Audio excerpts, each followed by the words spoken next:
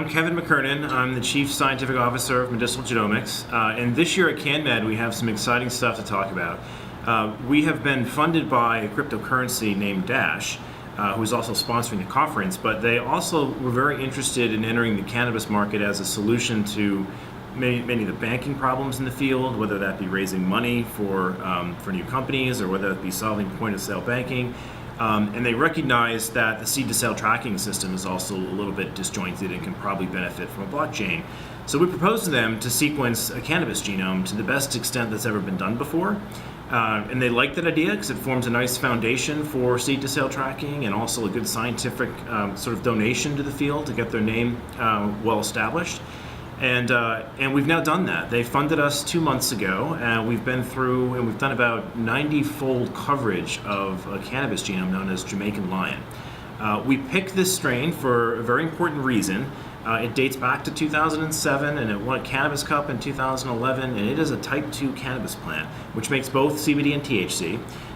And those are a little bit controversial right now based on some recent patents that have issued. And so by sequencing this, we hope to make a reference genome for the whole world to use. We're going to put it public, and this is going to help people design better tools in the cannabis field, because the current references we have, while they were beneficial for the last few years, the technology today can make them far, far better.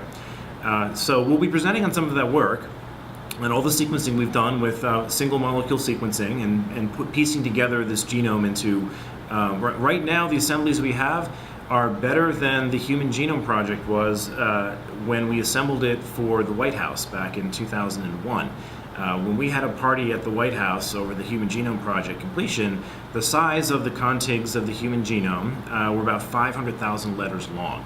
The average number of them, that's what they call the N50 number. So half of the genome rests in pieces that are larger than 500,000 letters in time. We now have cannabis genomes that are better than that. And we think they deserve some celebration as well, and we're going to celebrate those at CannMed and show you what those genomes look like, what tools we use to build those genome references, and what they enable.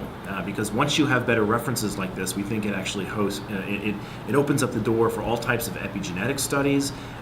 We can now see that THC and CBD synthase are actually on the same stretch of sequence and that they may be interacting in some way. So that's a really interesting find, and it'll probably also help for people who are trying to think about RNA interference. If you want to do RNA interference to maybe thwart off pests and other types of things plaguing the cannabis plant, you really have to know your targets. The same thing's true for any CRISPR-Cas9 type of work.